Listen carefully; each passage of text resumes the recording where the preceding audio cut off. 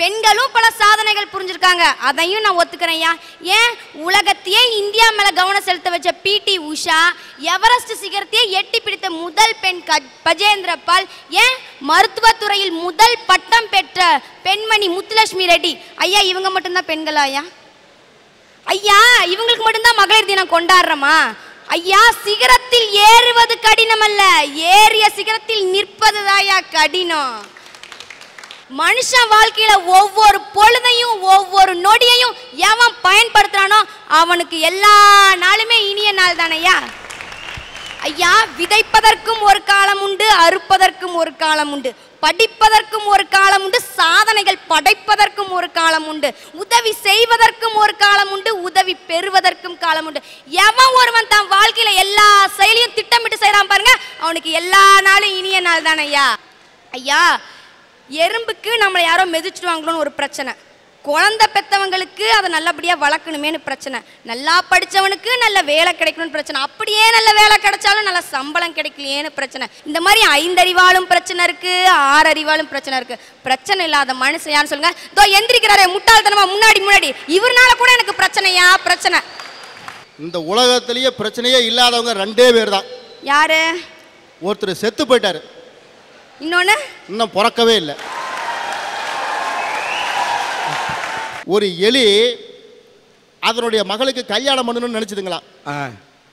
அதுக்கு ஒரு ஆசை, இந்த உலகத்திலேயே நல்ல உயர்ந்த அந்தஸ்து உள்ள ஒரு மணமகன் தான் நம்ம எலி மாப்பிள்ளையா வரணும் அப்படின்னு சொல்லிட்டு ரொம்ப ஆசைப்பட்டதுங்களா. இந்த உலகத்திலேயே உயர்ந்தது எதுங்க? வானம். வானத்துக்கிட்ட போய் அந்த எலி கேட்டுதான், என்னுடைய மகளை நீ கல்யாணம் பண்ணிக்க அப்படின்னு. வானம் திருப்பி கேட்டது, என்னை நீ மணமகனா தேர்ந்தெடுத்த அப்படின்னு கேட்டப்போ, இந்த உலகத்திலேயே உயர்ந்த அந்தஸ்தில் நீ தான் இருக்க, அதனால் என்னுடைய மகளை நீ கல்யாணம் பண்ணிக்கணும்னு சொல்லிச்சான்.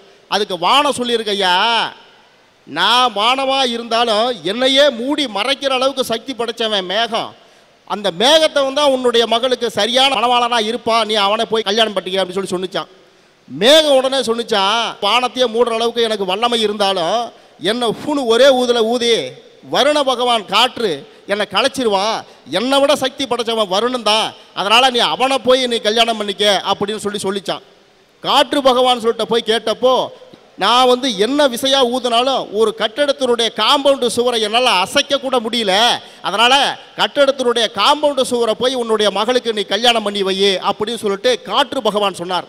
அதன் பிறகு ஒரு கட்டடத்தினுடைய காம்பவுண்டு கிட்ட அந்த எலி கேட்டுதான், நீ தான் உலகத்திலேயே வலிமையானவன், நீ என்னுடைய மகளை கல்யாணம் பண்ணிக்க அப்படின்னு. அதுக்கு அந்த கட்டடம் சொன்னிச்சா, என்னதான் நான் அஸ்திவாரம் ஸ்ட்ராங்காக போட்டு என்னை தோற்று வச்சிருந்தாலும் என்னையும் அடியில் நோண்டி குடஞ்சி போகிறது ஒரு எலிதான், அந்த எலியே உன்னுடைய மகளுக்கு மணமகனாக தேர்ந்தெடு அப்படின்னு சொல்லிச்சான். இதிலிருந்து என்ன தெரியுங்களா ஐயா அர்த்தம்? தன்னுடைய சக்தி தனக்கே தெரியாம வெளியில சக்தி இருக்குதுன்னு சொல்லிட்டு சக்தியை எங்கெங்கயோ தேடிட்டு இருக்கிறாங்க பாருங்க, அவங்கெல்லாம் முட்டாள்கள் இல்லையா? அந்த முட்டாள்களுக்காக நான் பேச வந்திருக்கிறேன். ராக் பெல்லர் அப்படிங்கிற ஒரு மிகப்பெரிய பணக்காரரையா அவர் ஒரு நாள் விமானத்துல பயணம் செஞ்சுட்டு இருந்தாரு. அவரை பத்தி நல்லா தெரிஞ்ச ஒரு இளைஞன் பக்கத்துல, சார் நீங்க தானே ராக் பெல்லர்? என்னங்க சார் உங்களை பத்தி நான் நிறையா படிச்சிருக்கேன், 80-85 வயசாயிருச்சு, ஏங்க சார் இன்னும் உழைச்சிட்டு இருக்கீங்க, லைஃப்பை நல்லா என்ஜாய் பண்ணலாம்ல அப்படின்னு சொன்னான். அதுக்கு ராக் பெல்லர் சொன்னாரு, தம்பி போற விமானம் ஒரு நிமிஷம் நின்னா என்ன ஆகும்னு கேட்டாரு. அதுக்கு இவன் சொன்னா, என்னங்க சார் எல்லாம் செத்து போயிடுவோம் அப்படின்னா. அதே மாதிரி என் உழைப்பை நிறுத்தி விட்டால் என் உயிர் மூச்சு நின்று விடும்னு சொன்னாங்க பாருங்கயா. அவருக்கு இந்த நாள் மட்டும் இல்லையா, வாழ்க்கையில எந்த நாளும் இனிய நாள் தான்யா. சார் என்னை வாழ்க்கையிலே முதல்ல முட்டாளாக்குனது யார் தெரியுங்களா? எங்கள் அப்பா தான். நான் 4-5 வயசு பையனாக இருக்கிறப்போ கடை வீதிக்கு கூட்டிகிட்டு போனாருங்க.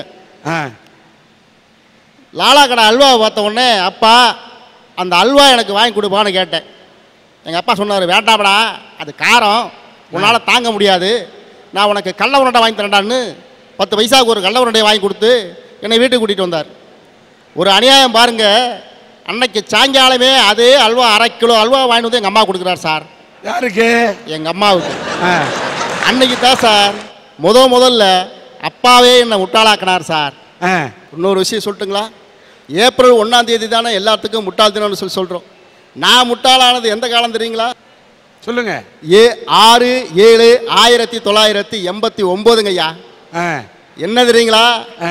ஊரே கூடி கழுத்தில் வாழை போட்டு கூப்பிட்டு போய் உட்கார வச்சு சுற்றிலும் இருக்கிற அத்தனை பேரும் அச்சதை போட்டு என்னை முட்டாளாக்கின நாள் சார். எனக்கு கல்யாண நாள் சார். அது உங்களுக்கு ஒன்று தெரியுமா?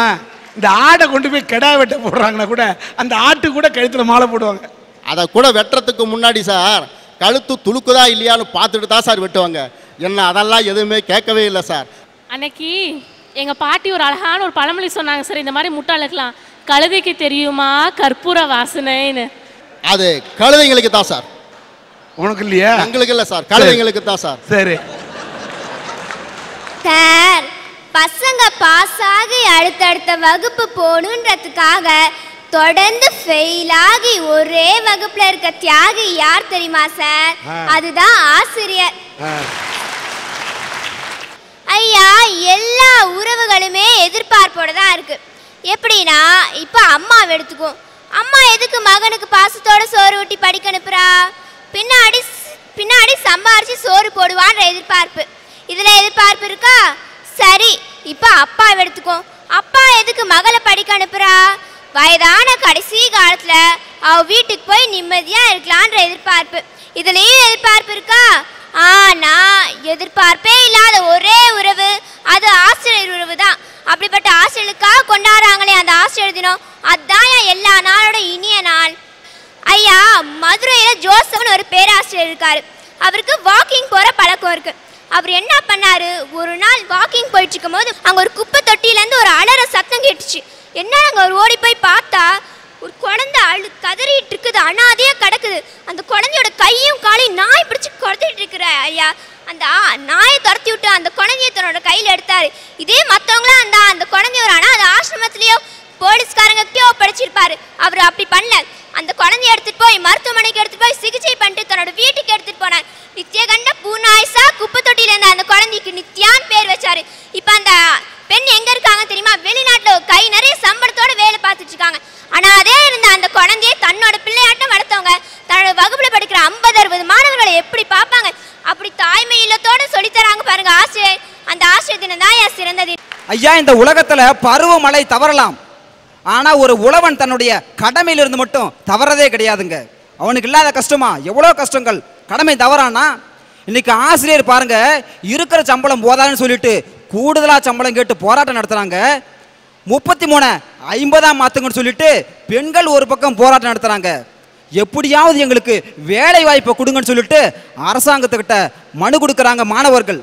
ஆனா இந்த உலகத்துக்கு சோறு போடக்கூடிய உழவன் தங்களுடைய தொழிலை செய்ய மாட்டேன்னு சொல்லிட்டு போராட்டத்தில் உட்கார்ந்தாங்கன்னா உலகத்தில் இருக்கக்கூடிய ஒவ்வொரு மனுஷனுடைய இறப்பையும் காய்ந்து கல்லறைக்கு தான் போகணும், கல்லறைக்கு தான் போகணும். ஐயா, இந்த எங்க வாதியாரெல்லாம் நான் 1வது படிக்கிறப்ப சொல்லுவார், பசங்களா சாப்பிட்றதுக்கு முன்னாடி எல்லாரும் ஒரு நிமிஷம் கண்ணை மூடி கடவுளை ப்ரே பண்ணிட்டு அதுக்கு பிறகு சாப்பிடுங்கன்னு சொல்லிட்டு. குரானை வாசிக்கக்கூடிய நபராக இருந்தாலும் சரி, புனித வேதாகமத்தை வாசிக்கக்கூடிய நபராக இருந்தாலும் சரி, கிருஷ்ணபிரான் நமக்கு கொடுத்தானே கீதையை வாசிப்பவராக இருந்தாலும் சரி, சாப்பிடுவதற்கு ஒரு நிமிடம் முன்னால் அந்த உழவனை நினையுங்கள், அவன்தான் மனித கடவுள். வைரமுத்து சொன்னான், ஏர்படிக்கும் சாதிக்கு இதுவே தான் தலையெழுத்தா? விதி முடிஞ்ச ஆளுக்கு விவசாயம் எழுதிருக்கா? காஞ்சு கிடக்குதுன்னு கடவுளுக்கு மனு செஞ்சா பேஞ்சு கெடுத்துருச்சு, ஐயோ பெருமாளே என்ன பண்ணுன்னு சொன்னான். இருக்கக்கூடிய எத்தனை நாட்களை விடவும் என் உழவன் கொண்டாடுகிறானே அவனுக்கு நான் மகுடம் சூட்டுகிறேனே, அந்த உழவர் தினமே இனியது இனியது. இவர் உழவர் தினத்தின் அருமையை பற்றி அற்புதமாக பேசினார். இந்த தருணத்திலே இந்த மேடையிலே கீர்த்தனா என்ற ஒரு பெண்ணை நான் உங்களுக்கு அறிமுகப்படுத்த விரும்புகின்றேன். வாங்க கீர்த்தனா, எத்தனை படிக்கிறீங்க? 9ஆம் வகுப்பு படித்திருக்கிறார் இந்த கீர்த்தனா. இவருடைய தந்தை ஒரு காலத்திலே மரங்களில், பனை மரங்களில், தென்னை மரங்களில் மரமேறியாக இருந்து கஷ்டப்பட்டு உழைத்த ஒரு குடும்பம். அவர் ஊனமுட்ட விட்ட காரணத்தால் இவருடைய தந்தை இப்பொழுது மரமேறி பிழைக்க முடியவில்லை. உடனே இந்த பெண்ணின் தாய் அவர் மரமேறி தென்னை மரங்களில் ஏறி பனை மரங்களில் ஏறி குடும்பத்தை காப்பாற்றினார். அவருக்கு இருதயத்திலே பிரச்சனை, அவரும் கஷ்டப்பட்டு கொண்டிருக்கிறார். உடனே இந்த பெண் ஒரு விவசாய பெண்ணாக இருந்து படித்துக் கொண்டிருக்கிறார். அதே நேரத்திலே உழைத்துக் கொண்டிருக்கிறார். பனை மரங்களில் ஏறுகிறார், தென்னை மரங்களில் ஏறுகிறார், தன் குடும்பத்தை காப்பாற்றுகிறார், விவசாய வேலை செய்கிறார். மரங்களில் ஏறி தன்னால் வாழ்க்கையில் வாழ முடியும் என்று வாழ்ந்து காட்டுகிறார். நான் இப்போ மரம் ஏறுறேங்க சார், தென்னை மரம் பனை மரம் ரெண்டுமே ஏறுறேங்க சார். இந்த சீசன் தாங்க சார் எங்களுக்கு கரெக்டானது. நொங்கு வெட்டி எங்கள் அப்பாட்ட கொடுத்து விடுவேங்க சார். எங்கள் அப்பா நொங்கு வெட்டி எல்லாத்தையும் விற்றுட்டு வந்து அந்த காசுலேங்க சார் என் ஸ்கூல் ஃபீஸை கட்டிடுவாங்க சார். இப்போ நான் இந்த லீவ்லேங்க சார் எனக்கு உண்டான ஃபீஸை நான் சேர்த்து வச்சிட்டேங்க சார். இப்படியெல்லாம் உழைத்து தந்தையால் முடியவில்லை, தாயால் இயலவில்லை, ஆனால் தன்னால் முடியும் என்று இந்த பெண் உழைத்துக் கொண்டிருக்கிறார். பல புத்தகங்களில் மரம் ஏறி தன்னுடைய வாழ்க்கையை நடத்தக்கூடிய இந்த பள்ளிக்கூடத்தில் படிக்கும் மாணவியை பற்றி வந்த கட்டுரைகள். அந்த அளவுக்கு இந்த பெண் இப்படி உழைத்து படித்துக் கொண்டிருக்கிறார். இதை கண்ணுறக்கூடிய, இதை கண்கொண்டு பார்க்கக்கூடியவர்கள், நல்ல மனம் படைத்தவர்கள் இந்த பெண்ணுடைய. உனக்கு என்ன செய்யணும் சார்? விவசாயத்திலேயே நான் பிஹெச்டி பண்ணி விவசாயத்திலே புதுமையாக ஏதாவது நான் கண்டுபிடிக்கணுங்க சார்.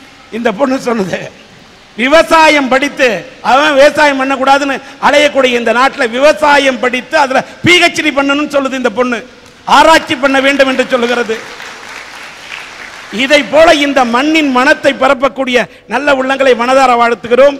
இவர்களுக்கு நல்ல இதயங்கள் உதவி செய்ய வேண்டும் என்ற கோரிக்கையை வைத்து விடைபெறுகிறேன்.